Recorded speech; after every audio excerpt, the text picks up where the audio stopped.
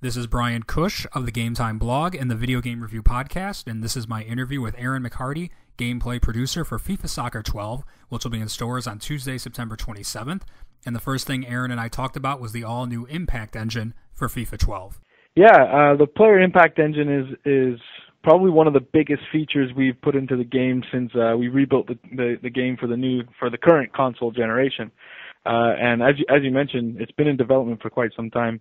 I think every year we sit down and try and figure out what's the best game we can make each year. And a couple of years ago, we saw some limitations in our current, what was our current collisions physics system in the game, and we wanted to rectify some of those problems and build a foundation for features for the future and really give us a new piece of technology that we could use to really to take the franchise to the next level. So we set out to build what is now the Player Impact Engine, but we realized right off the bat there was no way we were going to be able to do it in 1 year.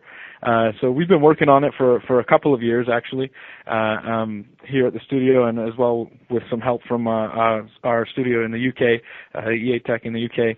And a lot of guys have been working on it for a long time, and now I'm sure you've seen a lot of the videos online, and as well as hearing about what the system can do for us this year as far as solving the limitations of our old system, as well as building a foundation for new and interesting and cool features for years to come.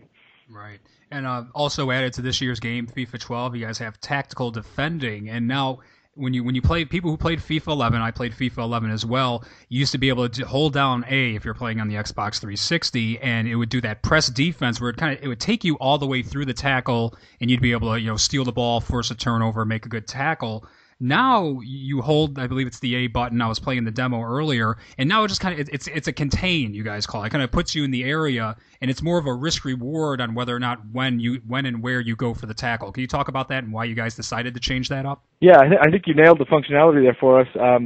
Tactical defending is a big shift for FIFA, and the motivation behind it was the system that we had. One, our community and our fans complained about what they called the heat-seeking missile, that behavior that you described where you hold the button down and the player runs straight at the dribbler, and then launches an automated tackle. So we wanted to rectify that problem for our community, but also it really put the damper on a lot of the subtlety that can happen in a football match. And we wanted to change that, and we wanted to change the way people thought about defending in FIFA. Because I think very much in previous football titles, not just FIFA, but all football titles, they've had this functionality. It's been a mainstay in football video games for a long time, of this press, just running at the dribbler. But what I felt was that when you play the game, you're very excited, and we learned this a lot from watching reviewers come and play our game, watching community come and play our game, play tests of our game. People get really excited when they're in attack, and they have the ball at their feet, and they're trying to create opportunities to score. But as soon as they lose possession, they sit back in their chair, they hold down that press button and hold down sprint and wait for their opportunity to get the ball back. And people weren't really getting to the deeper levels of thinking about defending as a team in FIFA. So we wanted to bring that real-world skill that real-world defenders have into our game. If you think about defenders in the real world, if they were to do that same thing that our game last year did, sprint as fast as you can at the guy with the ball, and then as you get close, launch a tackle, they'd be beaten every time. Right. Because any 2-bit football player will know to just step out of the way, let that defender run by, and then he's off to the races towards your goal. So it wasn't really a realistic behavior, and it killed some of that interesting 1v1 situations, as well as it took all of the engagement of defending in FIFA away. So you were left with almost half an experience where you're excited in attack trying to create opportunities, but as soon as you lose possession of the ball, you sort of sit back waiting until that opportunity to regain possession and play again. So the change that we made this year in tactical defending is huge. It totally revolutionizes the way that people think about playing FIFA. And I think it forces you to think about defending as a team. Think about your opportunities in defense the same way that you think about creating opportunities in attack. So now, as you mentioned, that pressing functionality has changed to contain, which is something more akin to what a real professional footballer would do. Close down the dribbler as quickly as possible, but stop a few yards short and jockey him and wait for that opportunity. And you're now in that position waiting trying to wait for that opportunity for the dribbler to take a bad touch or maybe play a bad pass that you can switch to another player and step in and pick off, or pick off with the player that you have. But you're thinking about positioning, and you're thinking about not just your control player's positioning, but you're thinking about your whole team's positioning, and it just inherently happens that you start to think tactically defending. The next thing that we notice is that people start to realize all of these controls like jockeying and running jockeying that have been in the game for a while, but they haven't really utilized, and start to use the full package of defending. And now all of a sudden defending becomes an exciting time in the game, because you can really sink your teeth into it and figure out, how am I going to dispossess this opposition? And I kind of feel like that's doubled the excitement of the game, because now you're not just playing one half of the game when you have possession, you're playing both sides of the game, and for 90 minutes you're kind of on the edge of your seat in this battle with your opponent. Yeah, and Aaron, you talk about how it changes your gameplay and your approach on the defensive side, and then also with attacking, because now you don't have to worry about what you call the heat-seeking missile, and this kind of ties in with the precision dribbling as well. Now when you have the ball and you're on the attack, you might have time to sit back and set up your offense, knowing that you're not going to have a guy come and zooming in right away, because he's going to have to be more cautious on defense and pick and choose his spots. Yeah, you're seeing how all of our features sort of sit together, as David Rudder, our line producer, calls it, the holy trinity of gameplay features. The player impact engine, the tactical defending, and the precision dribbling, they really fit together, and it was a focus, just what you mentioned. Space creation and time creation in attack is something that we wanted to bring to life in our game, especially in that area at the top of the penalty area, just at the top of the D, where I think is very interesting football real estate. A lot of interesting chances are created in that area. And that specific area is an area that really hasn't been accessible in previous games for those very reasons that you mentioned. You get into that space, immediately two players are beelining it at you. You're holding down the press and holding down the secondary press, so you don't really have much time or any means to avoid those players. So what you do, you immediately push pass and get out of that area, and then move the ball to the wing where there's a little bit more space. And that was typically what we found when people were playing our game. So that sort of segues into this third of the trinity of features that we call precision dribbling, because it's designed to do just that. It's designed to buy you some time and some space in those interesting areas of the pitch, especially when you're in traffic and trying to navigate through oncoming defenders. I guess I'll step back a little bit and tell you where the inspiration for this feature came. I was watching a match, an Arsenal match. I'm an Arsenal fan, and Abu Diaby got the ball just at the top of the area, and he took about 5 touches in succession and really only moved about a yard. But he beat 2 players, and he sort of stayed on the spot and was just moving the ball about his feet to avoid pressure and allow his teammates time to make runs. And I was sitting there watching the match going, we can't do this in our game. If you take 5 touches in FIFA, you're probably going to move 20 or 30 yards. And you just don't have that finite control of the ball to be able to make those decisions and buy yourself some time. Thus, we created this feature called precision dribbling, which does just that. It allows you to keep the ball close, allows you to keep the ball at your feet, allows you to avoid oncoming defenders, turn your back to them, dribble while you're shielding them, and do all of these things that you couldn't do in FIFA in a finite area to navigate those interesting areas of the pitch that were previously inaccessible, like the top of the D, where teams like Barcelona live and breathe. They're always knocking the ball around, looking for that opportunity to break in and get a chance, right from that area at the top of the top of the D. So we built this system so that if there is traffic in there, you can feel a little bit more comfortable there, coupled with the changes to tactical defending, where your opponent doesn't get this heat-seeking missile that's going to come and destroy you as soon as you get into that area. Now they have to think tactically, do they want to commit to this challenge, knowing that you have a little bit more fidelity on the ball, that maybe if they just go flying in, you might beat them.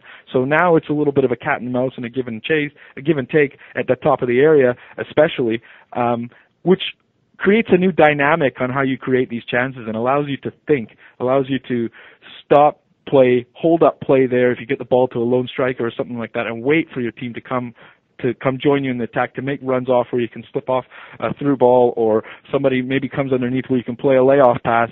And all of those things sort of meld together nicely, all of those big 3 features, so that we get this interesting behavior in and around these areas, and it really creates this new simulation of football that I think is one of the most accurate simulations we've had yet. Yeah. Now, Aaron, when I was playing the demo, I noticed you still have the option to go to the classic defending if you choose to do that. You know, if someone's not as skilled, novice level player, they might want to make it a little easier on themselves and still use the heat-seeking missile on defense if they're playing in their own season or their own league. But when you play somebody online, will you have to use the new tactical defending? Is there an option for someone to use the classic defending in online play? So if you're playing online ranked matches or our new version of that online seasons, you will have to use the new defending mechanics. Oh, good. That's good to hear. Good to hear. Yeah, so it's good. I mean, I think it's a fundamental shift in the way that we've defended in FIFA, and it's quite a big change, and we're conscious of that. And we're also conscious of the reasons that we put our pressing functionality in the first place, because defending is quite involved, and it's very difficult for people to pick that up right off the bat. But our attacking systems have been getting more and more complex year on year, and are quite deep and quite involved to come to terms with now. And we felt that this was a good time to bring the defending system up to speed. But we are conscious that is a leap and a bound from where we were last year. So we wanted to put a mechanism in there that people who just weren't comfortable with the new system just yet could take their time and learn it at their own pace, and they could switch it off and play as they were last year. But knowing that this is the direction that we want to go and tactical defending is the future, we wanted to set our pinnacle, our competitive level online, where the biggest tournaments, the biggest matches happen. We wanted to make sure that was using our new system. So you have to come to terms with that if you want to go play online ranked matches. We're joined by Aaron McHardy, gameplay producer for FIFA Soccer 12, which will be in stores on Tuesday, September 27th. And Aaron, can you talk a little bit about pro player intelligence and how that is incorporated into FIFA 12? Yeah, I talked a lot about our big three features already. I think it's worth noting that on gameplay specifically, we keep fundamentals near and dear to our heart. What I call fundamentals are the things that we read in the forums every year from all of our fans, the things that we read in the reviews from all of the reviewers, the things that we on the dev team feel, the little changes that we need to make every year just to make the game that much better. We still focus on all of that. But we haven't been talking a lot about those fundamentals this year because we have these three huge features that we're putting in. And outside of that, one of these other features that is almost one of the big at the same size as tactical defending, precision dribbling, and the player impact engine is pro player intelligence. So this is kind of the in-between between our fundamentals and our big three features, just to place it on the scale of what we're doing. But what it is it's kind of a continuation of Personality Plus, which was the feature that we put in last year. Last year, we spent a lot of time focusing on differentiating the players in the game based on their attributes. So when you got on the pad with Xavi or Fabregas or these great passers of the world, you really felt that they could execute passes better than somebody who's a journeyman defenseman who's going to get in the game once in a while, lumbering center back, trying to execute a through ball. He's not going to be as good as these world-class passers.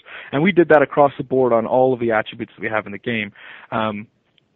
So that you really felt the difference. When you had a speedster on the ball, you really felt that they could blow by somebody with pace. If you had a great passer, they could pick up the passes. If you had a really strong player, you really felt that he could win the 50-50 battles for possession. If you had a great tackler, you felt that he was more clinical in the way that he dispossessed the opposition. And we've really worked on all those attributes so that when you had this player on the pad, you could feel the difference. This year is the evolution of that system, the next step in that system. And what it is it's an intelligence of these players knowing what they're good at and what their teammates are good at. So we've given the AI the intelligence to understand those differences that we made in the attributes last year and make decisions based on this. And I'll give you an example now to illustrate this, so hopefully you can understand what I'm talking about. Okay. Let's take Tottenham, for instance. Well, I should say last year we should take Tottenham. Now Peter Crouch has moved on, but Peter Crouch specifically, he's a big, tall striker, great in the air. You have him in your team. You want to use that to your advantage. He is an aerial threat. So teams, when they'll have a player like Peter Crouch, and England is the same way, when they have Peter Crouch in the team, they may look to get the ball into the box with crosses a lot earlier, a lot more often than they would if they have, say, Jermaine Defoe in the game, a much shorter striker who's not really a threat in the air.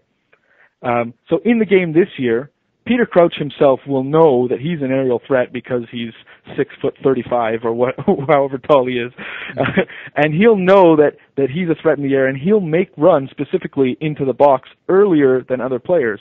When the ball gets out wide into areas where a cross could be played from, he'll understand that he's that threat, and he'll get to the back stick because he knows that that's where the team wants him, because that's where he's effective and that's where he can contribute the most to creating opportunities.